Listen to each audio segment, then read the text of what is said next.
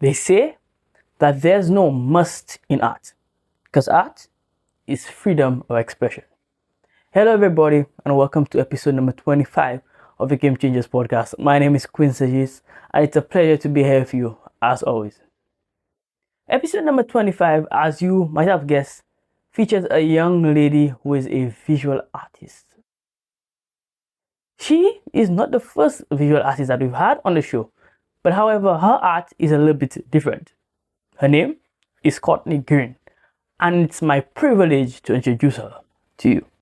Hello, Courtney. Hello, Quinn. How are you doing? I'm doing really well today. How about you? I'm fantastic. Happy to have you here. Thank you. Thank you very much for having me. Yes, yes. When Marlon said that I should definitely invite you, I was 100% with it. Oh, So I'm very glad that you're here. thank you. Thank you very much. Okay, so let's do introductions. Tell the people a little bit about yourself. Okay, so my name is Courtney Greene. I'm 25 years Mhm. old, just turned 25 in December, and I'm an artist. I'm currently a student, but I'm graduating in May, and I hope to go on to teach and also to work in animation. Okay, interesting.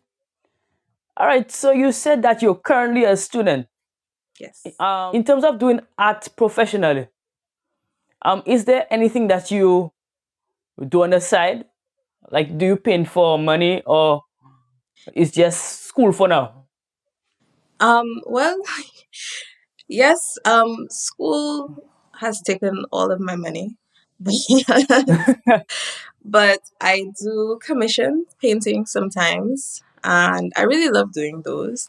And also, I've done like graphic design, not anything like super high tech, but like I've done some like flyer work and stuff like that. And I feel like I've gotten into doing some animation. I've done a couple freelance animation jobs, but I would really like to like work on my portfolio so that I could like do that on a higher level. Yeah. Got you. Got you. Yes. So you said you into animation. Yes. What other types of art are you into? Right. Okay. So actually my main thing when my degree was like my major was painting. So Mm. I actually started off really with drawing. I took like a bunch of drawing classes, and then I started getting into the painting, and I realized that's what I wanted to major in. So I do like mainly, primarily oil paint on canvas.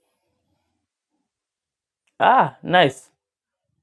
All right. So okay, so you a visual artist basically.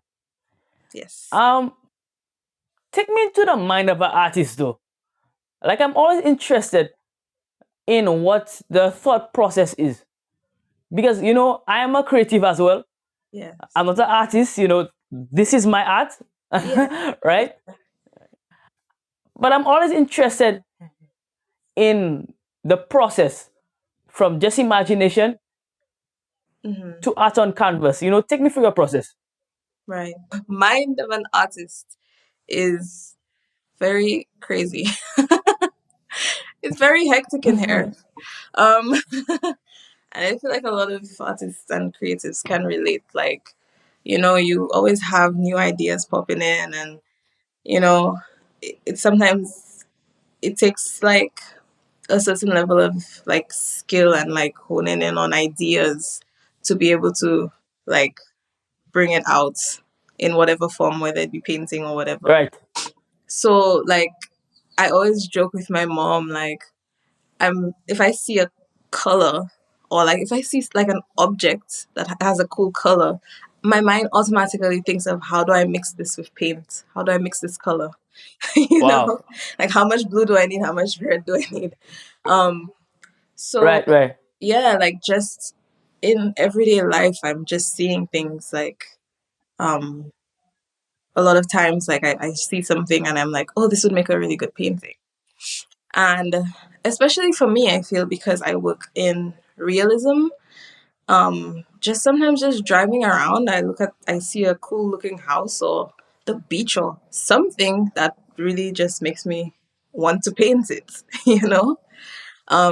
I think where I get a bit more imaginative, I would say, is with like illustration slash animation because I can kind of like I mean I with painting I could do that as well. It's just that my practice normally is very much based in realism.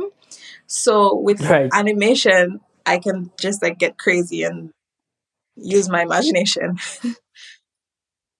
Got you. Yeah. Pretty interesting. Now let's go back in time a little bit. Yes. Tell me, where did your love for art come from? Where did it all start for you? You know, I can't pinpoint any specific time. I think I've always been like a bit creative, but I never really thought of it as a career. Um, I think, let's say, when I was in secondary school, um, from Form 1 to 3, I would always be, I guess, like the one I was like the most excited about like projects where you had to like build things or like make crafts or like Right. make posters and stuff. But I never thought of myself as like an artist. But then when I started doing art for CXC, then that's when my teacher was really great and she really helped me, I guess, push the skills and the technical aspects that really brought out the natural talent. So I think then would have been like a real like turning point where I really realized like, oh, I really love this. Right. Granted, I still I did like sciences mainly for CXC, so I Wow. I didn't think I was going to do this. I didn't think I would be here, or even so after I was doing chemistry and biology and math. So, you know, it really took a lot of time and like I guess a lot of ups and downs for me to realize that this is where I really want to settle. Interesting. Yeah. So when did that switch happen then? Okay, so you don't know when your love for art started, Yes. but when did you decide, okay, I'm gonna take this serious. I'm gonna do this professionally. I think after CXE, um I got the first place on the island. I got the national award in 2014 for visual arts. And that Ah, okay. really made me realize like, oh, okay, I'm pretty good at this, aren't I? All right. And I but I had already like, applied for SAFA with the sciences and that was kind of where my trajectory was at. But then after SAFA, I realized, okay, I don't know if I really want to do this anymore. So I Right. actually still, I think it's just naturally in our minds, we don't think of arts as a primary focus. Like, you think you'll be broke, basically. Like, that's always in the back of your mind. Right. Mhm. So I then switched to accounting. I wanted to do accounting. So I actually started university in Canada doing accounting. I started with a Bachelor of Commerce. And I just really, honestly, was not very happy. I Mm. could do the work, but I just felt myself feeling like why am I doing this almost? And I had heard about my school through someone else who was doing a class, like they were doing like an architectural degree, so they were taking like design classes Right. at this school. And so I went and I looked at it and I'm like, yeah, like I think I want to go here. And luckily, my parents were on board. Actually, both of my parents are very much like my mom is very crafty, and my dad used to do like graphic design. So they were both like really on board with it. So I'm really grateful that like I got that opportunity. Pretty interesting. And that would have been my next question. I realized that your parents were very supportive. Oh yeah. Oh yeah. Now, oftentimes, parents, when it comes to these things, they are worried about, finances. Like, Yeah. if you pursue this degree, like, what would happen to your cash? What would happen to your bottom line, basically? Yes. But I'm hearing that your parents really, really supported your vision. Yes. Tell me, how important was that for you in particular, that they were so supportive? And I was thinking like that's a very valid concern to have about Yes, it is. finances. And I think I think because they probably like my dad is into the arts and on his own, and my mom is just very excited about it. They probably, they knew that I would be able to work in the field and do pretty well and also be very happy. Right, So I think a lot of the time people focus so much. It's a capitalist society. We need money. So a lot of people really, really focus right, on the financial aspects, but you also really you need balance in life. And if you can make money doing something you absolutely love, even if like let's say you could have made more money in a different avenue, if you're going to be genuinely happier in this avenue, then like once you can support yourself, I don't see why you should take the harder, more stressful route, honestly. And I think I don't know if it's necessarily a misconception. I think maybe people just don't know the extent to which there are jobs available in art. Because I think when people think of like the starving artists, right? You probably right, paint a painting and sit and wait for it to sell. That's how you will end up being broke, right? right, But there's so many different ways. Like you could go into education, you could teach, you could host classes. Um, that's just like with painting. But with animation, obviously, you could work in like studios. Drawing, you could do freelance, just like illustration and stuff like that. And there's so many different fields. Like there's ceramics, there's crafts people, there's leatherworks, there's woodworks, there's so many different areas that like in visual arts that you could, sell your work and it could be very lucrative.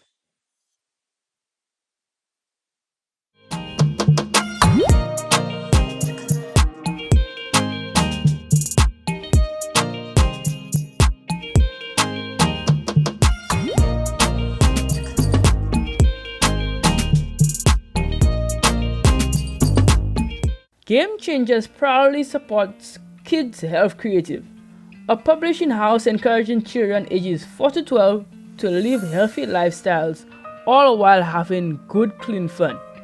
Get their latest book, Be Smart, at 10% off when you use promo code QUINNST at checkout. That's QUINNST at checkout. Get yours today.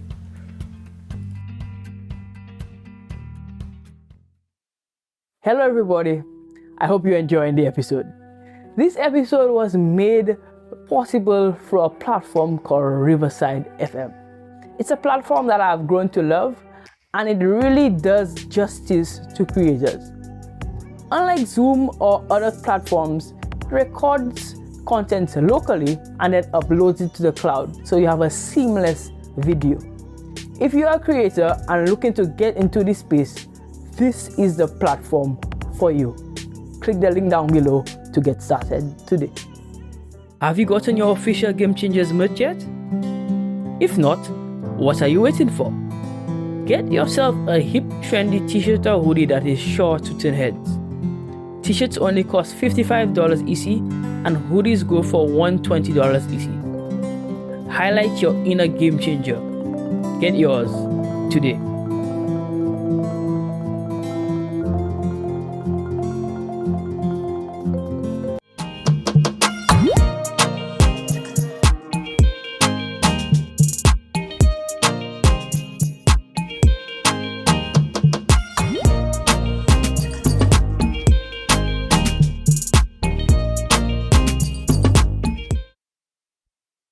And it pays to have like an open mind when it comes to art.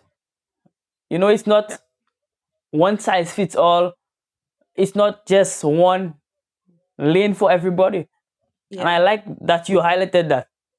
And I think young people need to understand that as well. You know, the road most travel is not the path for everybody. And that's okay. I love that. Now, I know you recently did a project, right? Yes. Highlighting St. Lucian people. Well, St. Lucia and Caribbean culture, basically. Yes. So it was an art display. Hmm. First of all, tell us what's the name of the display, and maybe you could go into why you did it and what you intended to, I guess, achieve by it. Okay. So yes, it was an all oil painting exhibition, and the name was Bienvenue à Saint Lucie, which means welcome to Saint Lucia. And so it took place in Canada, in Halifax, at my school. And basically, what it is, since I'm about to graduate, um, luckily my school has this program where you could apply to have a solo exhibition at the gallery at the school. Wow. And I got it, and I was very excited. So my last semester, I spent entirely just painting for that exhibition. And I don't know what it is about this type of subject matter for me. It's just so magnetic. Like I can't not paint things like representational of Saint Lucia or like just the Caribbean in general. It just always comes back because no matter like at what point in time in my life, even from CXC to painting afterwards, I've always just painted things I know, really. Um, Things I see in everyday life. Um, but the main premise of this exhibition was basically like um, okay, for instance, I used to work at this store called Island Mix in Rodney Bay, and I used to paint like souvenirs and stuff, and like I'd see a lot of paintings come in, and beautiful paintings. But I feel like I was trapped in like almost like this like generic kind of tropical subject matter where you Right? see beaches, turtles, fish, like all of these type of things. But very rarely you would see like very specifically St. Lucian things, unless it's like the pitos or something. So I felt like I would gravitate towards the paintings which really showed like specific scenes or like, like people, Yeah. like, subjects that you can relate to. It could be like, oh, wow, look at this person. And so that's what I really tried to encapsulate with my exhibition. I had Mm-hmm. like a vendor, school children playing Chinese skip, some men playing dominoes, and a banana farmer carrying like a bunch of bananas. And I had some small ones as well that just went through like different like places in St. Lucia and like still lives and stuff like that. So yeah, that was the main thing.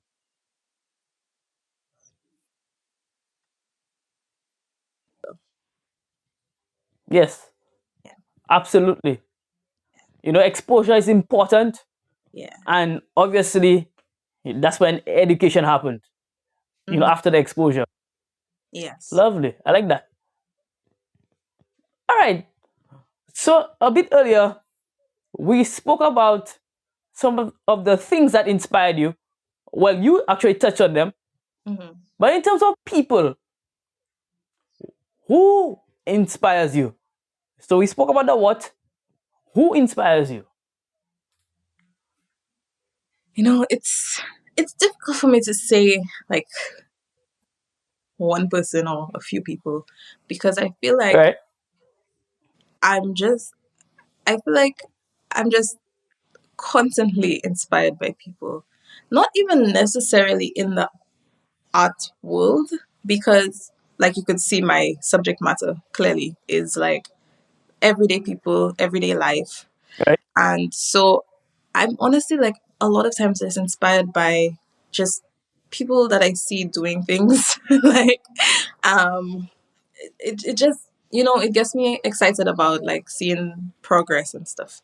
But in terms of like actual like artists, I would say, or like, well, I've been studying art history, so I feel like a big art history era that stuck out to me was Impressionism.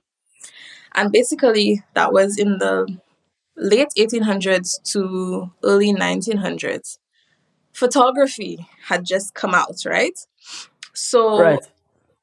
people stopped really getting as much paintings done and portraits done. And, a lot of the times artists would be painting like royalty or like church leaders because that's the people that would have the money. But now, since there are pictures, everyone is on the pictures train. So artists had to kind of pivot and find something else. And so they started this movement really, which was Impressionism. And that was like painting everyday people and just painting everyday life, regular scenes. And so that's really where I took a lot of inspiration from for my work is like that same kind of thing, but just in a St. Lucian context, Mm-hmm. right? And even honestly for like my animations and everything, like it's very much based in that type of subject matter. Um, but Got you. like on an everyday basis, like I see so many artists on Instagram, on TV, everywhere, and like I feel like just constantly immersing yourself with art, it's really inspiring and it helps you to like think of things that you may not have thought of before, you know. Nice. Nice. So what really inspires or who really inspires your art is just people. People. People being people. Yes. I like that. Yeah. Okay, so Courtney, we're moving into my favorite segment of a Game Changers interview is the quick hitters. So these are light-hearted questions. These are questions that will tell a little bit more about Courtney the person Okay. and would also, you know, give us some insight into the mind of an artist, I guess. Mm-hmm. Okay. All right? All right. Okay, so first question. What type of music do you like to listen to the most? um no, I like so much, like I love a lot of contemporary music, probably with the Mm-hmm. exception of country. Right? I know some people like that, but I don't like country music very much. Right. But mostly I listen to like pop, R&B, hip hop, like on the American side, and then I also listen to like Caribbean music, reggae. I really like coffee. Mm-hmm. Yeah, Right. yeah. Absolutely. You know, I think every creative that I've had here Mm. cannot pick what is their favorite type of music. Like it's very hard. Yeah, very hard for us. And I'm in the same boat. So I get where you're coming from. Yeah. Absolutely. Okay. So my next question, I ask almost all my guests. In fact, I ask all my guests this question. Mm. Apple or Android, Courtney? Apple. I Okay, used to be why? Android, but it's been years and I'm not going back. All right. Yeah, it seems like once you once you go Mac, you never go back. Yeah. So, all Yes. right. Okay, I guess I won't even go into the details as to why, but I guess okay. So it's Apple, Yes. no problem. Hands down. And my last question in the quick hitter segment: Mhm. who would you like to see on Game Changers? I was thinking about it and I think I would love to see Naja Simeon. He's the one, Okay. I think it's Saki Productions, who does like the murals. You see it on Alias Process building and all Oh over. yes, yes. These Yes, are beautiful. yes. Yeah. Naja used to teach at Island Mix while I was there, so I know him from that. And then seeing him doing all of these things has been like really cool. Yeah. Got you. And we'll definitely have him on. And you can help us. Same way Marlon helped Yes. bring you on, you help, you paid forward and bring Mm-hmm. him on for sure. Yes. Yes. Beautiful. We look forward to that 100%. Okay, so we're moving on to the last few questions of the interview. Okay. I'm realizing that you have taken part in a lot of activities as a young person, in order to improve yourself. Speak to the importance of young people taking part in these type of activities. Okay. Wow. It's so important, and I feel like you might hear someone say that, but not realize like the depth towards that statement. How important it is to be involved in the arts. You know, I feel like it teaches so many life lessons, like just important things, Mm-hmm. like in terms of patience, time management, um, discipline. So if you have kids working in different artistic fields from a young age, it teaches them, to have patience and to like really work towards something because art, like visual art, really does take a lot of time, and Right. it teaches them not to give up and stuff like that. Um, and in terms of like, you know, a lot of people may not necessarily be like academics, and that's totally fine. Like I feel like in modern society, society has just made it like so important to be an academic when naturally Yes. not everyone is like good with numbers or good with writing. And a lot of people feel defeated, and I feel like if you could find another avenue that you really succeed at, you could see a big change in your life where you see, this is what I'm good at. It's not necessarily even just visual arts, just arts in general. Um, Right. you know, it could help if from a young age you are able to make that discovery, and it will save you a lot of stress.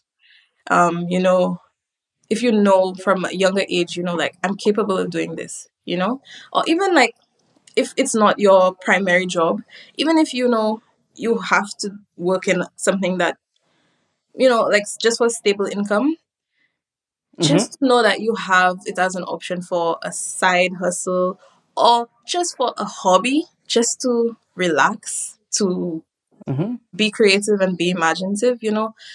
It's good to know that from a young age that you have those options. For sure. So open yourself up to opportunities, basically. Yeah. I love that. Okay.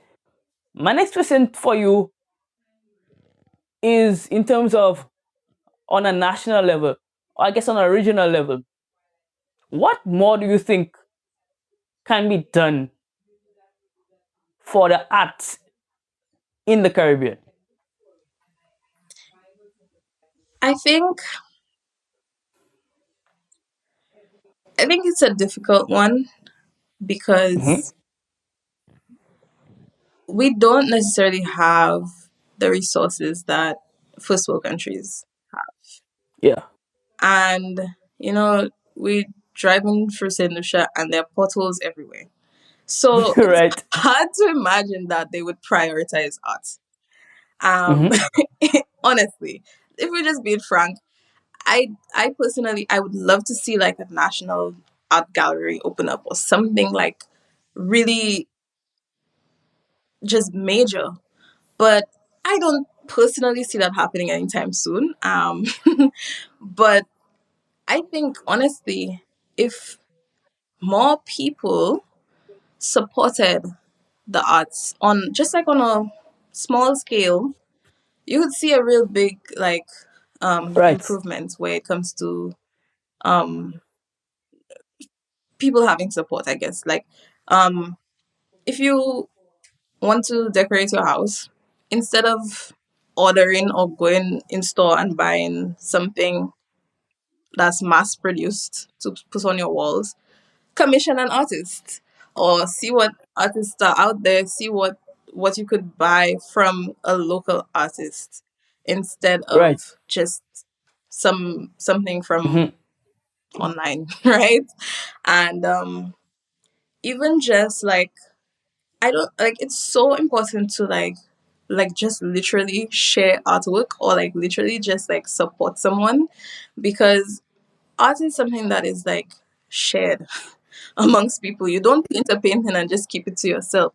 So as much as you may think like you don't need validation from others, like it really, really does help when you get like good responses from people, and that can really be supportive. Like a little goes a long way, really and truly. Just literally just supporting artists, um, and like all like I'm talking about everything. Like even if it's like someone has a jewelry business, like just buy their jewelry and stuff like that. Like that really makes a big difference. And then we can tackle the government giving us a little more support at a later Right. date. All right. For sure. Little steps. Yes. We'll get to the big steps. Yeah. I love that. That's beautiful. Okay.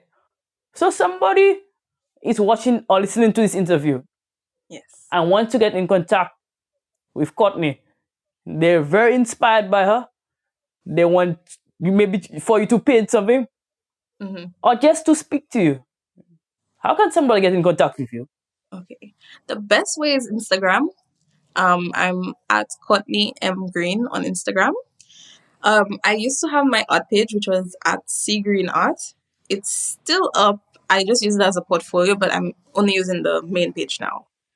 And you could Okay. also contact me on by email at seagreengraphics@gmail.com.